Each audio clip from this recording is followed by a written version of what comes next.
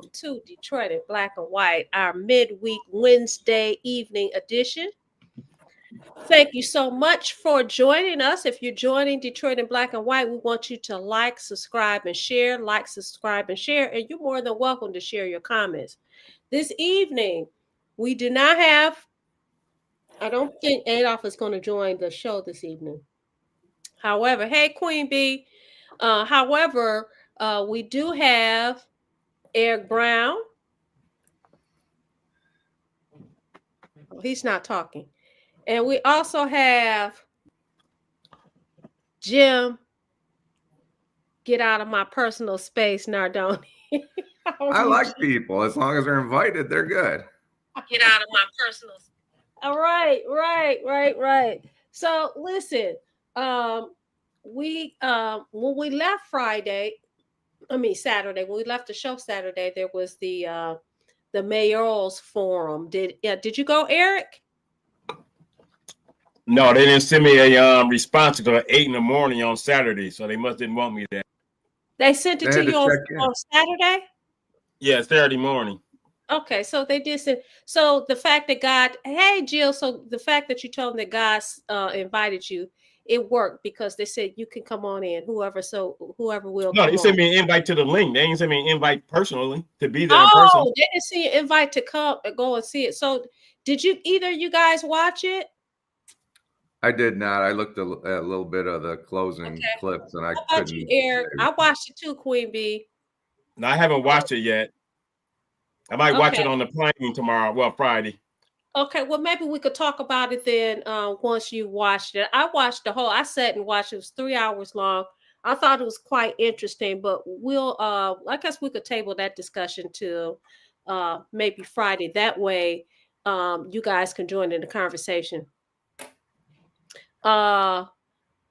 She said the way they sat there. Queen B said the way they sat the candidates was ageist. It was quite interesting. It really was quite interesting. The optics was very interesting. Well, another subject then. We're gonna move on to Come on, you guys. It was nothing. Queen Bee's right. It did bring back some memories. I was like, geez, all this all over again? Right. Gosh. So I saw today that a lot of people were really upset because there was a city council meeting and nobody showed up. I think only 2 council members showed up. Did you read that, Eric? No, 4 people showed up, 5 did not. So they didn't have a quorum to conduct the meeting. That was yesterday, Tuesday. And people were really pissed off about that. What are your feelings about that? I think there was a notice in advance of who was not going to be there, and they should have said something as opposed to waiting until the day of and saying that we don't have a quorum. So they made it look kind of fishy. Then once you try to explain it, it makes it look even worse. Right. I agree with you. I think they should have. I mean, listen, if you don't have a quorum, why you even have a meeting? That's ridiculous. And, the people who attend the meetings, the citizens, they were very upset about that. Listen, we have the chance to go to the city council meeting, air our grievances, and guess what? We don't have anybody to talk to. Jim left us. I don't know why he left. Oh, girl might have been at his door. Huh? Oh, girl may have been at his door. Jim, he has jokes. I said, Jim left us, and Eric said, homegirl might have been at your door. Yeah, I'm all safe here. I'm all locked in. I'm good. My VPN kicked me out, so I had to get rid of my VPN here. Right. No, but one issue, Vanessa, that's worthy of talking about. I sent you all the story articles this morning as it relates to the and this is something that Park Oregon is very passionate about. There are 25 construction projects going on in Detroit right now, and of that 20 is 35. Of that 35, 0 meet the requirements for the CBA, the Community Business Agreement. This is something that Park Oregon talks about all the time. Right. And it also speaks, and people can say I harp on education all the time. It also speaks to a very uneducated resident base in Detroit, because the Detroit Works program is set up to help people get their GED free of charge. Not only free of charge, they pay you to get your GED. But you have people, adults 18 and over, with a math level 6.8. No, math is 7.2. Right. Reading 6.8. That speaks volume of a fucked up, failed educational system. I don't care how you look at it. But you know what, Eric, it's more than that too, because you have these companies coming here, and that was a subject. I mean, it was a great debate about this a couple of years ago, and it seems like we have conversations about it. It lasts for a day or so, a news cycle, and then it goes away. You have these people who get in contracts. They come in here and get these doggone contracts, and they say, you know what, I'd rather pay the, whatever the fine is than to even go through hiring these people. A lot of times they don't even want to give the people a chance to get these positions. That was something that came out a couple of years ago. So what they said was, you know what, whatever the fine is for us not abiding by what we agreed to, we'll go ahead and pay it. And they use all these other excuses as to why they don't hire some of these people. So no, they pay Little Caesars, for example. Yeah, it's not just the education system, is also, or the lack thereof for some people. There is also some other factors that plays into this. But Little Caesars, the construction companies for the Little Caesars project, they pay in advance because they knew they would not find an educated work base. No, I think you're giving them too much credit. No, they paid in advance. No. Little Caesars, it's on record. Little Caesars. The constructors of that arena paid in advance because they knew they would not find an educated work base. But even with that, they did not find an educated work base. So they paid to find in advance. I'm not buying that. I'm not buying that. I said that there's other factors. We know I think that education is an issue, but I'm telling you, I'm not buying that. Wait a minute. You pay, listen to what you just said. They paid up front because they knew, unless you're telling me they're crystal ball gazers, unless you're telling me that they're God, unless you're telling me that they know with the population in the city of Detroit that nobody's going to apply and be qualified to take those positions, it doesn't work for me. Now I get what you Vanessa, do you know any up front and said, hey, nobody's qualified. I'm sorry. It doesn't work that way. The statistics out there already. All they got to do is look at the national report card. They look at the national report card. They look at the MSAP scores. The information is out there. The information is public knowledge. So they know in advance. They do that, Eric? Yes, they do that. I know people. I know people that own construction companies, Vanessa. They do that information. They do their due diligence. Okay. Listen. The same with Amazon. The Amazon. Why do you think they changed, Vanessa? Why do you think they changed the rules to get in the big three? They changed the rules to get in the big three because they knew they could not find educated people in Detroit. So they changed the rules. How educated do you have to be? I'm not trying to be funny. And listen, the test. I'm not going to say the test to get into the big three is a 4th grade test. When I worked at Ford, the highest percentage of people not passing that test were black people, of which the highest percentage were black men. That's fact. Okay. I'm speaking from experience. Listen, I'm not buying it, Eric. I'm not buying it. I think it's several factors. That, in fact, may be a factor, but there's other things that play into that. And you cannot... play into it. Look, Par Org agrees things play into it. Par Org agrees with you, whereas Mr. Duncan says he agrees with me. They don't look. And as a matter of fact, if you remember a couple of years ago, that is in fact what they did say. They didn't even bother to look because they did not even bother to look. And that was a problem. So I'm not saying, listen, I'm not disagreeing with you. Listen, I'm not going to sit here and beat up on people because listen, at the end of the day, Eric, people have the freedom of choice to get educated or not, to get a high school diploma or not, to be employed or not. Okay. But when you come into the city, and I don't care what city it is, and they have stipulations that say if you want a contract, This is what you have to do. They knew that before they even took out made the request or put their application in to get the contract. So you can't tell me that. You cannot. That is the only reason. I think that is a factor, but that is not the only reason. What's the reason? Because what's the reason? Social media clearly shows, but we're going to talk about some of these other people, what they have to say. Now, and let me put a pin in it right now, because I want to address one of our viewers, Score B13. He was upset Saturday because he made a lot of comments and we weren't able to read those comments. So we try to get to as many comments as we can, but you have to understand, sometimes we can't. On Saturday, Eric and Jim could tell you we were having problems with the internet, and so we couldn't even see all the comments because they weren't scrolling coming in the way that they usually do. When we're at home, we have a better chance of seeing the comments, and we can't read all the comments, but we try to give everybody, acknowledge everybody, acknowledge their comments. So anyway, I want to say that because I didn't want to lose that thought. Okay. Okay, go ahead, Eric. You were saying something else. I'm going to use an example of what I experienced yesterday. Yesterday at the program I'm a part of, we had our students do 3 simple things to break the ice with regards to an icebreaker. Name one thing you're good at, one thing you're bad at, and one thing you would like to improve upon.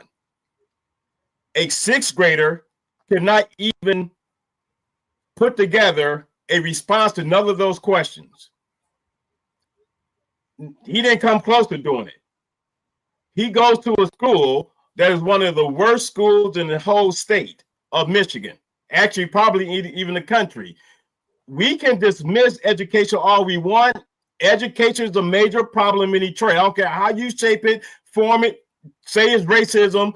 At the end of the day, what is being done to prioritize what needs to be done so people could be better? And people using all this energy talking about Shedeur Sanders. So Shedeur Sanders is already rich. This 6th grader, his only chance of becoming rich at this point is to hit the lottery when he becomes of age to play the lottery. Well, Eric, I'm not disputing that. I used to work in the public school system. I've talked about this, okay? But the fact of the matter is this. Listen, you say he could not tell you, he couldn't answer one of the 3 questions. He couldn't answer. Not only did he couldn't answer the 3. Then when we met with him, separate from the rest of the students, and we asked him again the 3 questions to write out his answers. He could not even spell at. He couldn't spell AT. This is a 6th grader. But you're blaming this on the education system only, because I believe, and I've said this. It takes a holistic approach. And listen, it's not just a conversation between you and I. Jim is here too. So Jim, we want you to get in on this. Well, I wanted to make a point. The reason I'm scrolling here is I was looking for a video. It's about a 55-second video. Maybe Teresa can help us on. It's about a young man by the name of Derek Harmon. And I didn't know if I could do this because it's really emotional. Okay. He's a kid that played at Michigan State, and then he went out to Oregon. And what we learned later is, the MSU people were kind of angry at him. He went out to Oregon to get some extra money on the NIL so he could pay for a van for his mother who was disabled. And sadly, his mother died the night of the draft when he was drafted by, I believe, the Pittsburgh Steelers. He's a graduate of Loyola High School in Detroit. Detroit, yeah. And right. What I want to say about that is, Eric's right, but if you watch this kid's tribute, and I couldn't do it, it's too emotional. It's 55 seconds long, and if Teresa can find it, we'll put it up. But what a tribute to his mother. Her name was Tiffany Sane, who passed the night of the draft. It looked like she was only in her 40s, but she raised this young man as a single parent, and what a tribute! What a blessing! What an angel! She's not, with the angel. She is an angel because she brought this young man up, and his character is second to none. And that's only one example. But if that doesn't warm your heart, nothing will, and it's a tragedy. Can Teresa, can you play that clip so that we can see what Jim is talking about? I think it's on X. I was looking for it. I saw it earlier today, but Okay. he it's a 55-second tribute to his mother. That's on ESPN as well. Is it on ESPN? So Landon Dow says, first of all, Landon Dow says we normally do a good job of getting to comments, and then he also indicated that that the alarm should go off if the sixth grader couldn't answer those 3 questions. I don't disagree. We don't evolve from the contractors to the 6th grader. And then you brought up Shedeur Sanders. I listen, I don't watch the NFL. I don't. Okay. And you know this. Everybody knows this. I don't watch none of it. I was a football mom.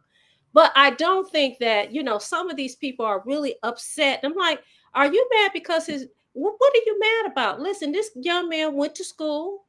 His father made sure that he got a good upbringing.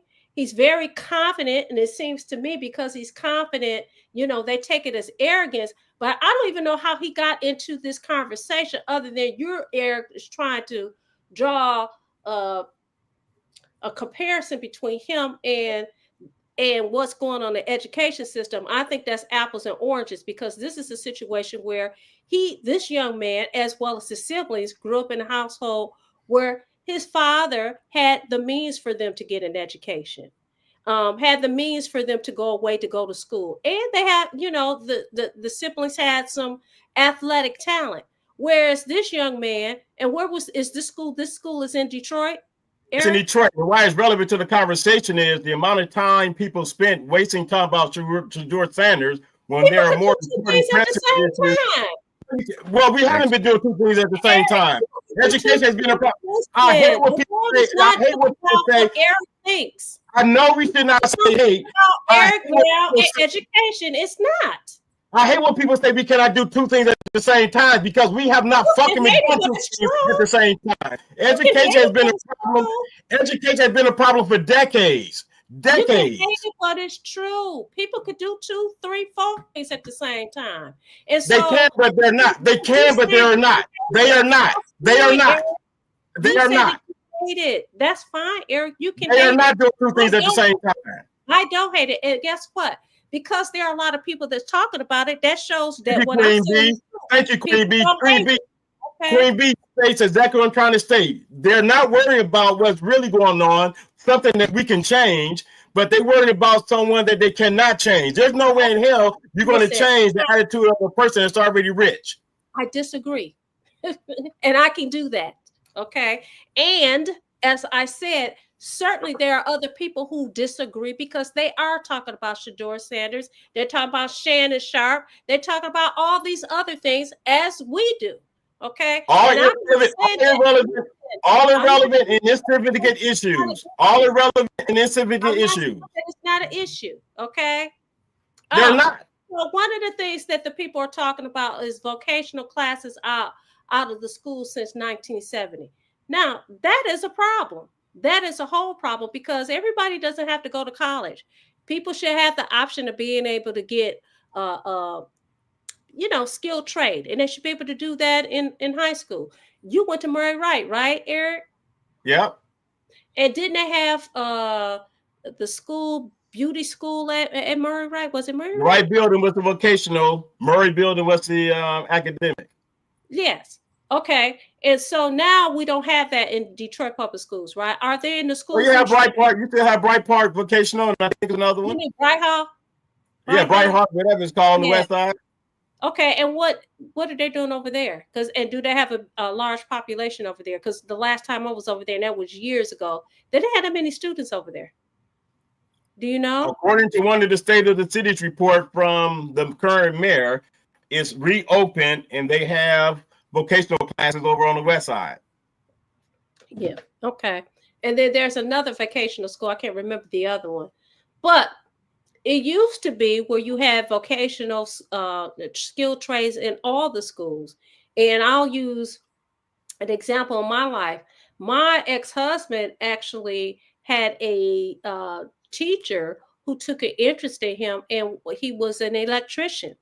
And so my ex started after school going on jobs with this guy, learning how to do, wires and learning about becoming an electrician. Thereafter, upon graduating from high school, he actually got into a skills trade program where they paid for him to go to school to learn how to do a trade. He's a journeyman lineman. He makes very, very good money. But it was a matter of being exposed to that, because everybody does not have to have listen, you don't even have to have a college education. You can have a high school education to be successful. I think you do have to be able to do the bare minimum: reading, writing, and arithmetic. The fact that you have a sixth grader who could not answer 3 questions is a problem. I'm asking not only how did he get to the 6th grade, but what was going on at home? He got to the 6th grade as it's the same way all these 12th graders get to the 12th grade. They are just passed. I know that. That's a rhetorical question. I know that because I used to teach. I've told the issue at home. He is a product of, this guy is 12 years old. So he's a product of parents that were impacted by the school takeover 30 years ago. They were miseducated.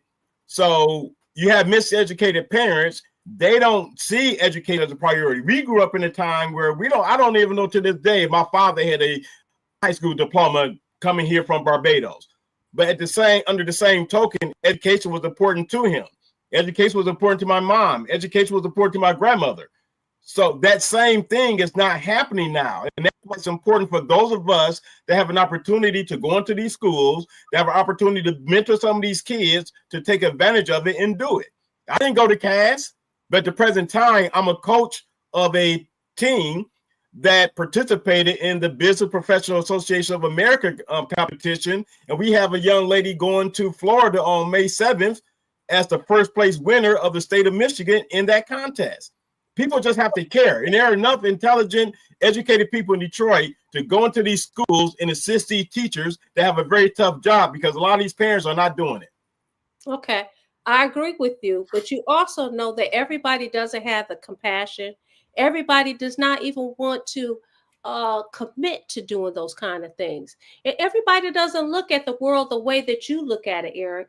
I'm not saying that it's not important, but that is not on everybody's mind. And you can, but I don't know how effective it's going to be in browbeating everybody every week, every time we come on the show about education and what people aren't doing and what they should do. Then people need to quit complaining. People need to quit complaining. Wait a minute. When you're hollering and screaming and saying the same thing over and over again, guess what? It turns people off. Okay, let them be turned off. They're not doing anything anyway, so they can be turned off.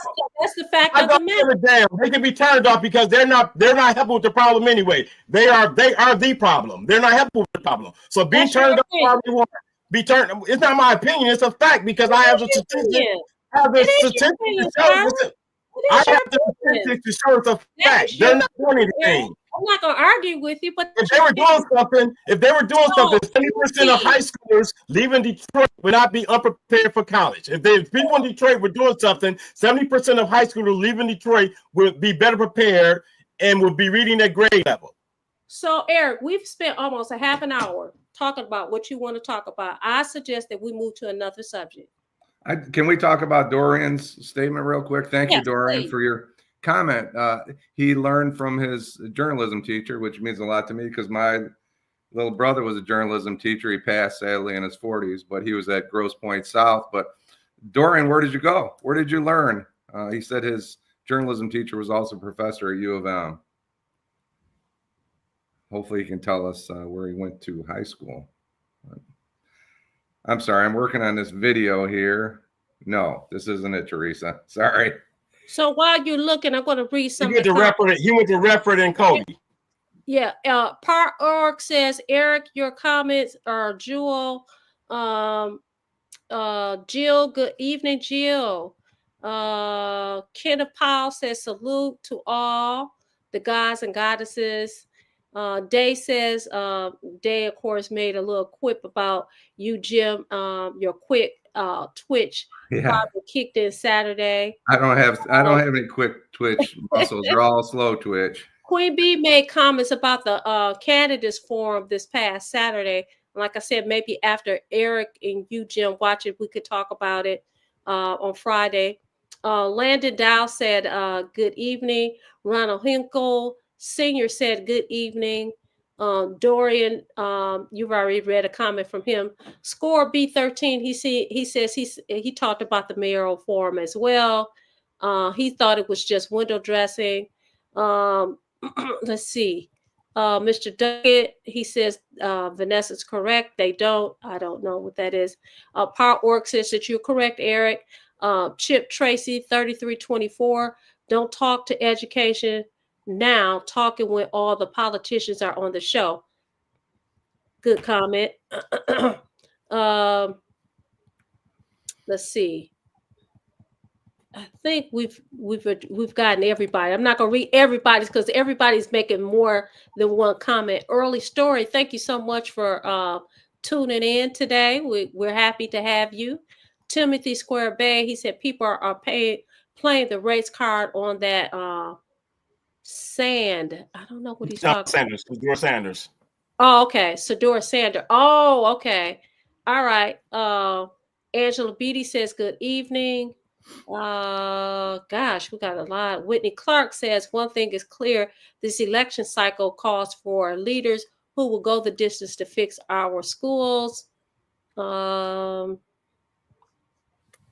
Eric Timothy Square Bay says he feels you. Edward Altman says hello, Detroit.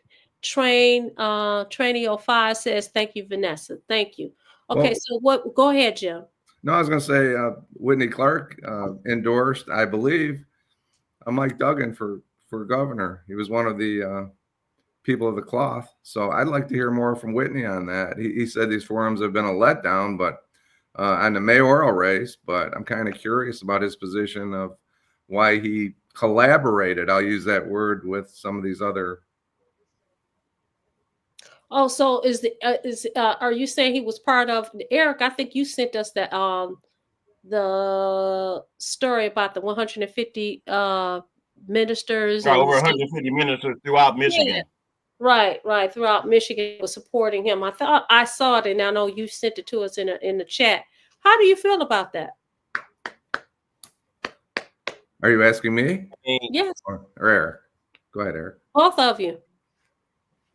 I mean, I'll never get down with the ecumenical community endorsing candidates anyway. So I sent it as an FYI. They endorsing anyone not convince me to vote for someone. So you don't think the community should endorse anybody, or you're saying it wasn't? The problem I have with people at the pulpit endorsing candidates is that their sheep will follow without doing their research. And you need to separate those endorsements from even giving people. Now, I've never been a big fan of being in a church and allowing a politician to come speak in the pulpit. I will leave the sanctuary because that's not the time or place for it. Because what you're telling it's all about subliminal messages. You're telling your pulpit, you're telling your parishioners, this is who you endorse. So you being the pastor, then because I endorse this person, this is who I want you to endorse as well. And I don't think that's a time or place for it. Every church I've ever been into in my life has a fellowship chapel. Anyone that wants to stay to a candidate, do it in the fellowship chapel after, or fellowship hall after the sermon, and let people that want to stay meet and greet that person, but do not do it in the pulpit. So you're saying that they shouldn't do it in the pulpit. You don't mind that they come to the church and that they talk to the parishioners somewhere outside of the pulpit. Is that what I hear you saying? Yes, because those that want to listen, they will go into the fellowship hall. Those that do not, they will leave and go home. Me, if I was at the church, I would even go home. Okay, what about you, Jim? Well, I think it's interesting. I was involved in a campaign a few years ago, and I became more familiar with some of the influence that the churches have in Detroit. And then personally, I don't like it. I'll just say that. I think that everybody's entitled to support whoever they want to support, but by using the church to push a candidate, I don't like it at all. I just think I think it's a bad look, and I think it's like asking for money at church. You are influencing. Like asking for money, did they have to pay? I don't Let's know who's keep paying who. okay, That's my all right. question. Are the candidates paying the pastors, or are the pastors paying the candidates? And I After think you I leave a know the answer, donation. but I'm not going to suggest to you what it is. I think Right. our You viewers have to probably leave a know. donation, right? I ain't gonna tell you how I know, but you have to leave a donation, correct? Yeah, of course. And you have to leave a pretty hefty donation. Am I correct? Yes. Okay. I thought I saw Whitney Clark's name on that list. Well, Am I wrong? he said he's not, so he has not Okay. yet supported. It's maybe he has a very common name. Well, If you he ask, commented, So- but he didn't. He wasn't part of the. he wasn't a part Okay, of it. yeah. I got a Yeah. whole Thank list of you. 150 plus, but I didn't see his name.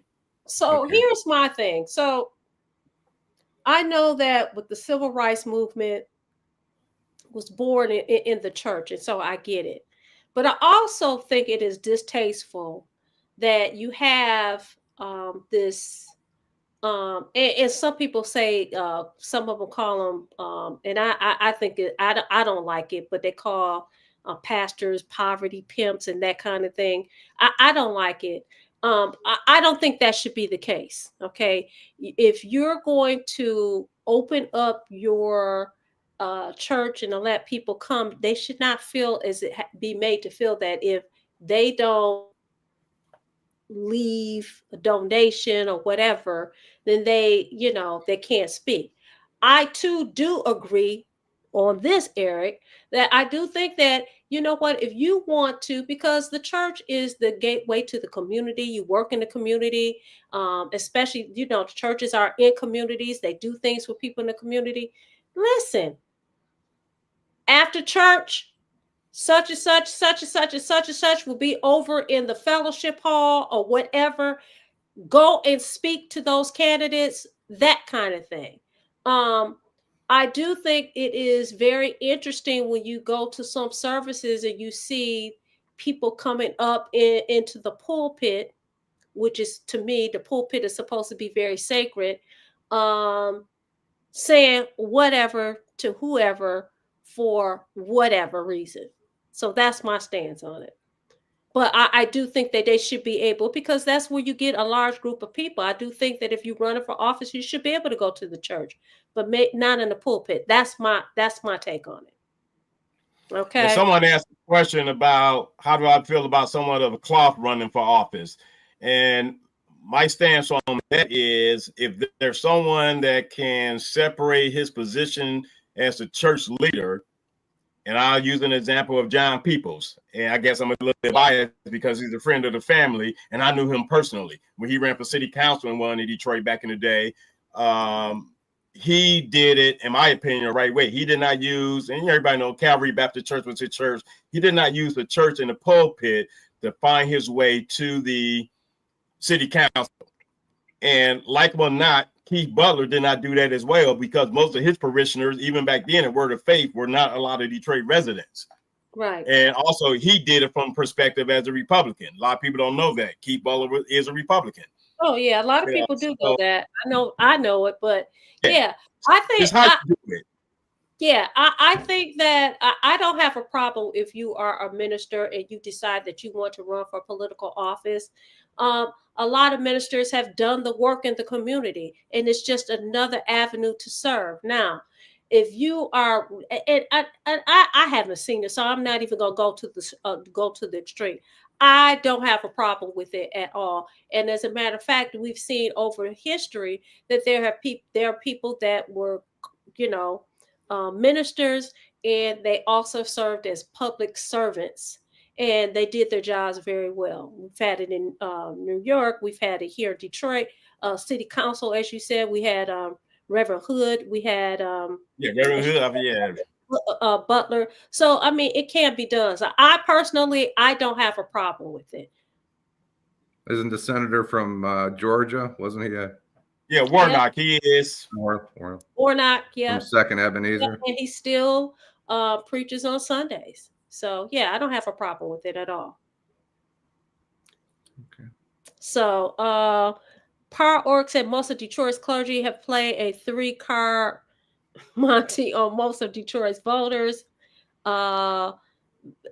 we're asked, Vanessa, Eric, what do you think about the new bill brought up in removing phone devices out of all the schools in our state? I'm not familiar with it, but That's a Governor Whitmer initiative, and I agree with it. I'm not. If that is true, why are you removing the phones?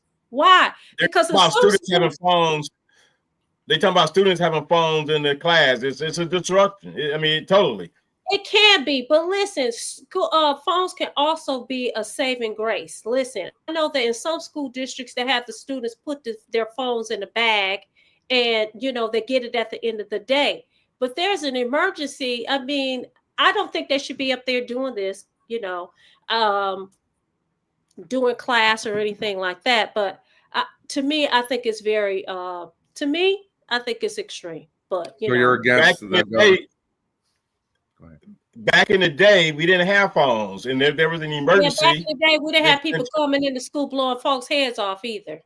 They don't do that in DPS, so I mean, I'm not sure. Yeah, they don't do it in DPS, but you said the state of urban school, so it's not DPS, but you said the state of Michigan. You said Governor Whitmer signed something. So yeah, so back in the day, we didn't have that. Back in the day, we didn't have a whole lot of things that's going on now. So now I do think it's extreme when you have a 5, 6, 7-year-old with a phone. I'm like, what the heck are you doing with a doggone phone? But certainly by the time they get to 5th, 6th, 7th grade, I personally don't see a problem with it. Queen B says these kids go too far. Did you all see the recording of the teacher getting jumped by the teacher getting jumped by? Was the teacher getting jumped by the teacher, or the teacher was getting jumped by a student? Because I saw a video in Georgia where the student jumped on the teacher and knocked the heck out of him. That is ridiculous. You talking about the man? Ridiculous. Huh? Yeah, did you see it? And that was a former student. So he was arrested, rightfully so, for trespassing and assault. But yeah, that was a former student. Then you had a situation where because a lot of these videos are viral. You had a situation of a young lady jumping on a female student, and the female wound up getting beat down by the female student. And as the teacher is beating down the student, then you have the student calling out to the classmates talking about, y'all get her off of me. They didn't budge because they knew the girl started to fight. Right. So, and in that case, if it was not for the phone, guess what? We wouldn't be talking about it today. We wouldn't know about it. And listen, it's not a matter of somebody manipulating it or anything. We see the video. We see the evidence. Jim, did Teresa find that video? No, yet? She could not find it. She couldn't find it. Or she couldn't convert it, I should say. I think she couldn't convert it. But it's about a 55-second. It's a tribute to his mother, and he said he did whatever, he did everything for his mother, and it's tough to watch. He helped raise his kids. There's no, he raised his kids. He helped raise his siblings, and it's similar to the story right here in Detroit where Elijah Craft, and this is how I first got involved in literacy. A 12th grader, Detroit Central, reading at the first grade level. He's now a motivational speaker, but his story, he taught his mom how to read, so just conceptualize that. He taught his mom how to read after going through the program at Beyond Basics. This was also this was also a PBS story. And I just happened to be at work one day reading Crane's Business Magazine. That's how I found out about Elijah Craft. And I'm like, how did he get past? I mean, he's a football player, and he would be the first to tell you that he missed out on some scholarships because he could not get the minimum grade to qualify on the SAT or ACT to be admitted into college. We have Jill Sheridan, one of our co-hosts, as I call them. She says today, I heard there is a proposal to allow religious schools to be recognized as charter schools entitled to federal funds like public schools. How do y'all feel about that? I think I know Eric's position. I don't have a strong opinion on that. We need to figure out a way to get these kids educated, and I think everything should be on the table to get these young people educated. And listen, I'm going to say this. A ditto. I'm a pro school of choice advocate, and I don't have a problem with it. Listen, I'm going to say this: just because it's a religious school does not mean that the kid is getting the best education.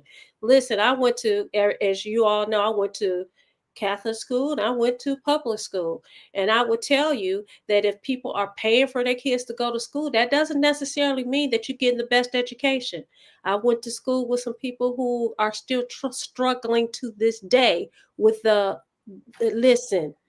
basics. So, but I do feel like there's a hypocrisy there, because when you're talking about, we always talk about corporate welfare, how we give money to these big corporations. If you can pay for your child to go to school, why are we giving you money to help you pay for your kid to go to school? I have a problem with that. That whole. Well, this would be a public charter school. She said, "Is this to allow a Catholic school or something like that to become a charter school, chartered by?" Okay, Detroit Loyola is a. It is. It used to be religious center, and that's a charter school. Right. It is a charter school. I don't have a problem with that. But I'm gonna tell you what I do have a problem with. There's no oversight. There's no oversight of the charter schools like they are with the public schools. But I have a problem. Oversight is by the authority. Not real oversight. Not real oversight like they do for DPS.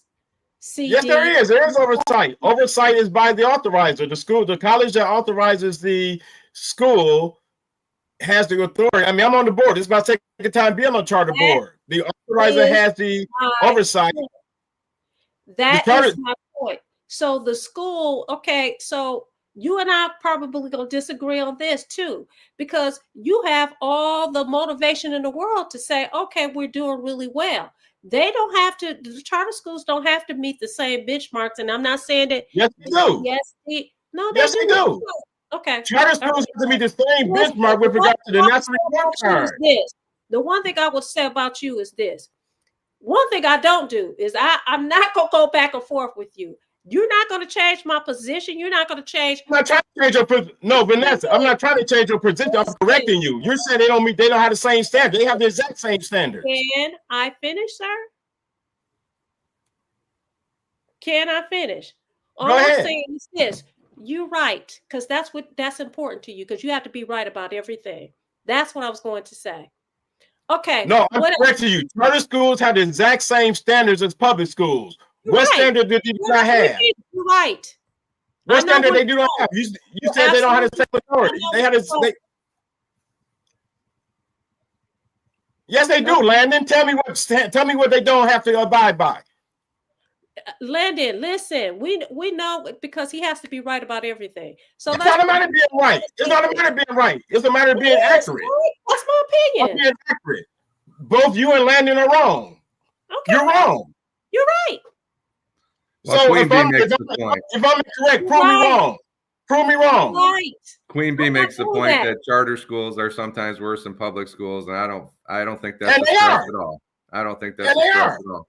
And Dave's made a couple of good comments about the city, and he's talking about the House bill. I think that's the bill, the wireless bill that the governor supports, and she says she will sign to take cell phones out of schools. I don't remember exactly the specifics, but I think they will basically not allow cell phones in school. And he talks about, asks about street sweepers and $2 million. I don't know anything about the Detroit City Council, but it seems like a lot of money, Dave.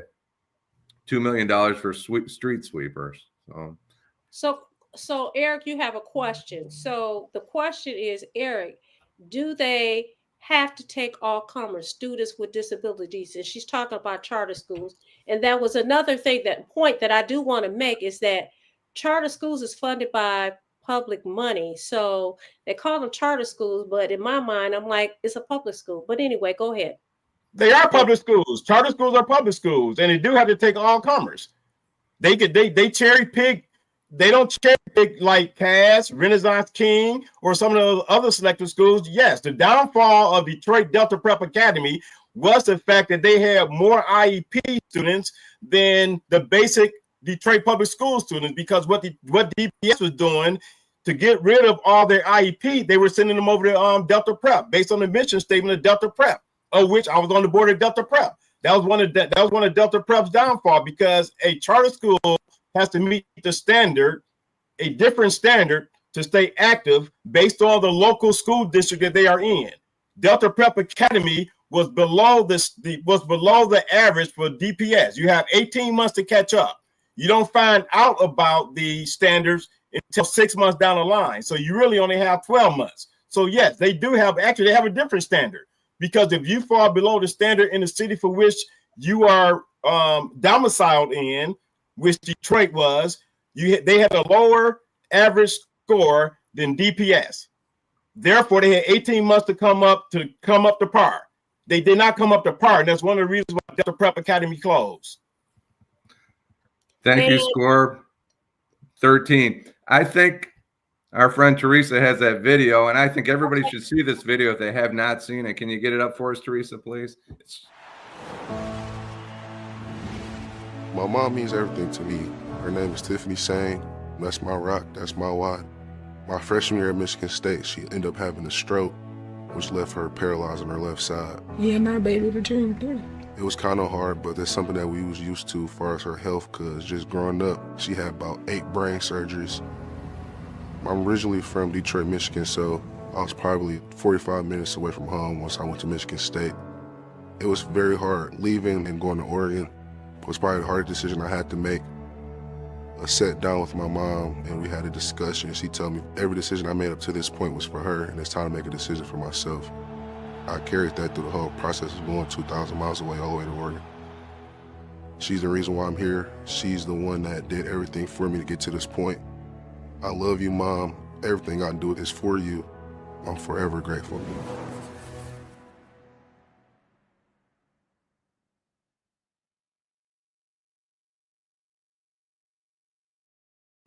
So that's a Detroit high school Loyola graduate. So it's not all, it's tough. I'm not disagreeing with you, Eric, but that's just a bright day. It's very emotional.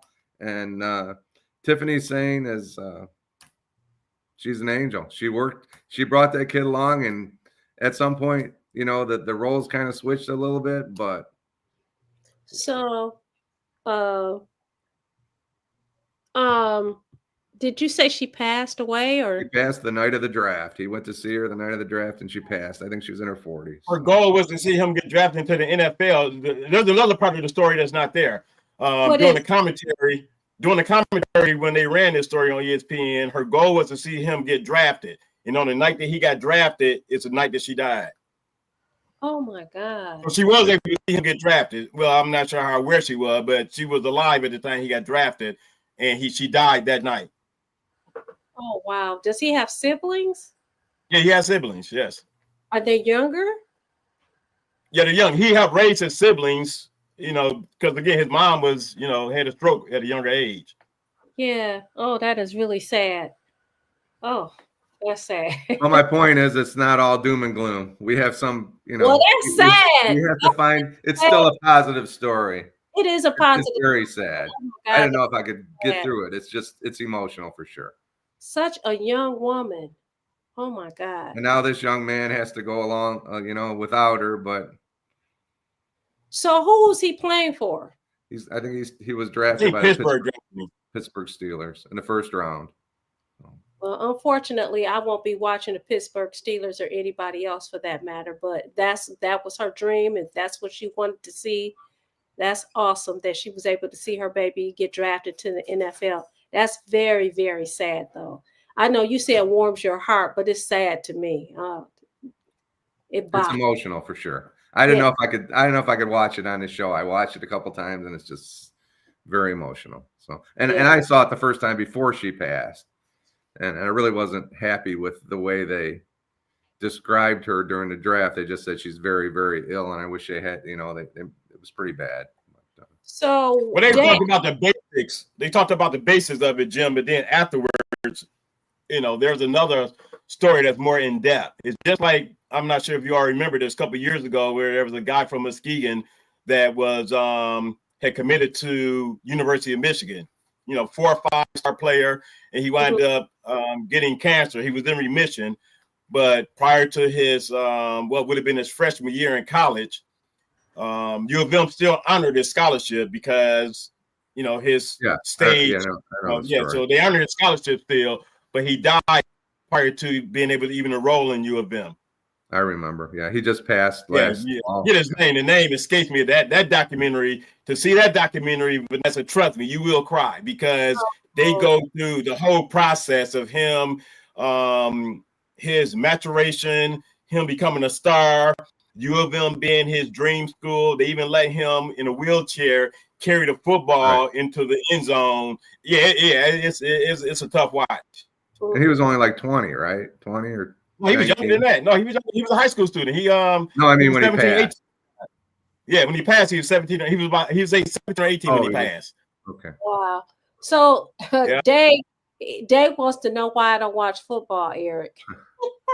The same reason I don't watch football. I've not watched football since 2000. Well, I haven't watched the Lions since 2016. I just got tired of them losing. But I am a fraternity brother of Colin Kaepernick. I am a supporter of what he did. I led 2 peaceful protests in honor of him being exiled from the NFL. And ever since then, I have not watched a single football game professionally. I watch college religiously. And also, I am not a fan of the combine because I see the combine as a slave trade. Yeah. So mine is for those 2 reasons. And the other reason is I watched a documentary about how the NFL was treating players. And this is before Colin Kaepernick took his position, how they were treating these players who had CTE. And my position is y'all make all that doggone money, and this is how you treat these players. It's just inhumane.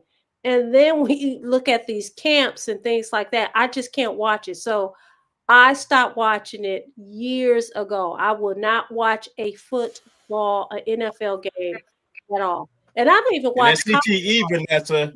Remember the movie that Will Smith did? I didn't watch it. I don't like Will Smith, but yeah. I'm not a big fan of him either, but I did. I watched it for the reason of learning more about CTE. That was an amazing film. I cannot remember the name of it, but that was a good movie. There was a football player, a guy that has CTE. His wife was a lawyer, and they were treated so poorly. They ended up on state assistance, as I call it. I don't like saying welfare, but she had to quit working to take care of her husband because they didn't have money for his care. And just to think, listen, people look at this stuff as sports. It is sports, but the money that these organizations make pales into comparison to the amount of money that these players make. And these players are putting their life on the line every single day, all day long. And we sit there and we clap, and I'm not dogging anybody out. I'm just saying this is my view. We sit up there and clap and cheer these people on. But when they lose their life or their quality of life or something like that, and for the organization like that, I just can't support it. So I don't. So and I don't watch football anymore. I don't watch boxing. I used to watch boxing. I don't watch boxing.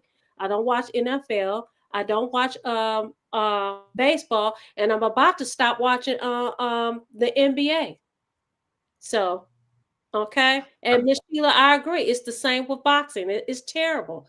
And people watch that sport. That's great. If that's what you do, fine. But I just can't do it. I can't. And thanks, Day and Queen Bee, Kenneth, Landon, and Queen Bee's talking about it's CTE. Yeah, the movie's about concussions. Queen Bee is a traumatic brain injury that collectively causes long-term mental illness. A lot of mental challenges. I won't call it mental illness, but it's in some cases it's mental illness. But a lot of it's dementia. It's a lot of those players. They didn't even make 50. A lot of them back in the 70s. What about the suicide rate? The suicide rate associated with it. Right. Did you see that there was a big lawsuit and they were able to settle, but half of the players didn't even get the money. Some of them passed away, but a lot of them didn't get the money. You know why? Because a lot of the money was taken up by legal fees. And score 13. Those lawyers again. you know, those lawyers again. I'm just saying, but you know, you I'm can't just work for kidding. free. Okay, so and they said the concussions are not properly diagnosed from CTE. I just can't. I cannot do it, and you know, which brings us back to you know all of this stuff about. I don't watch. Like I said, I don't watch it. The guy that you were talking about, Deion Sanders, said, "Son, listen." I have a feeling that some people may stop watching that because of him. Whatever your motivation is, I think people need to get educated about this whole sports thing. I really do. So, Well, I think he's The going to be quick, fine at it. oh, Jim. Yeah, Go ahead. Demetrius Michi Walker was the guy from Michi. Muskegon. Yeah, Demetrius Walker, Michi. Because they called him Michi. He said, oh, yeah. And he died in December of 2022. that's Oh, it's sad. been that long. Yeah, I remember. But yeah, well, you probably won't watch it, Vanessa. But that piece they did on ESPN about him was just amazing. Send me his name again because I'll watch a doc in a minute. But yep. Yeah. So it is 9:26. We had another spirited conversation. Let me say this. Eric, Jim, Adolph and I, Alan and I, we all disagree. Okay. And that is the beauty of this show, right? And some people going to agree with Eric, some people going to agree with Jim, some people going to agree with Vanessa. But at the end of the day, we're family and we love each other. And guess what? We don't take it personally. Because Eric and I would go back and forth, and you know, the next day, hey, he's sending me a text message about some story, or vice versa. The same with Adolph. So if you guys are watching, please keep in mind we are a family. We are all very much opinionated, and sometimes, in the spirit of people espousing their opinions. Sometimes you may have an impact on somebody and one of us and get us to look at things differently. But we want all of you guys to understand that. We want you to tell everybody about the greatest show on this side of the United States, this podcast, Detroit in Black and White.